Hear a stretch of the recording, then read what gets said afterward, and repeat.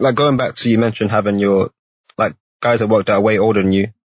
You kind of like similar to that point. You go through school and they literally just say, "Oh, if you don't apply to uni, you can't go to prom or stuff." But it's like you guys are the mature ones. You guys are supposedly the ones that know more, that can teach us more. It's Yeah. interesting the dynamic between like being a teacher versus being like a mentor, like a role model or something. And it's like you don't really get that. Well, at least we never really had that in St. Mark's. Mm. The thing is I'm now getting to the stage where I'm having to teach the apprentices. So, like, I wouldn't say I'm a teacher, but I have to pass the knowledge on, sort of thing. Yeah. And just doing that, I've realised I could not have been a teacher. The amount of time, like, could you imagine, like, you look at, like, the people which we had in our, like, classes or in our school, you would have hit the people, you would have hit the kids. I would have ended up hitting, if any kid started, like, mouthing off to me, I'd end up hitting them, and then I'd be in prison. I'd be like, fuck. But the amount of times I wanted to hit the apprentices, because they're just, I'm telling them, I've told them 5 times, right, cut this bit like this. And then they'll just cut it the complete wrong measurement. And we're like, well, I can't use that now. But it's very hard to, like, I do have a lot, like, I do respect teachers, because obviously it is a hard thing to do, trying to pass knowledge on to someone if they're not wanting to be there. Mm.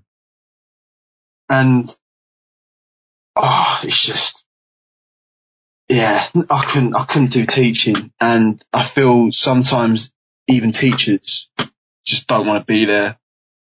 But I'm sure you'll remember, like, loads of, like, well, I say loads, you might have known a couple of, like, St. Mark's teachers, which when you're in their lessons, you're just there going, like, you don't want to be here, so why do I want to be here? Like, Yeah. You do kind of get off you feed off of people's vibes. So, like, if you had a real, like, charismatic teacher, you'd want to, you'd learn. But if you didn't, you end up just kind of, like, drifting by. Mm. Yeah, very much so. Mm. And I feel it's probably the same for lecturers. Like, if you have a really good lecturer, I bet you, like, learn off them really easy. Whereas if you had I don't know, are there shit lecturers? Are they? Yeah, I mean, it's interesting in uni because I feel like there are some guys who, the decks, they want to be there, they have a passion for studying or for lecturing, I guess. Yeah. But I think it's especially prominent at Russell Group unis because they're built on like research. And at Bristol, for example, there are some lecturers that are predominantly, primarily researchers, and you can tell they're just, they want to get on with their work. They kind of got to dedicate this hour to use, and they can go back to what they really want.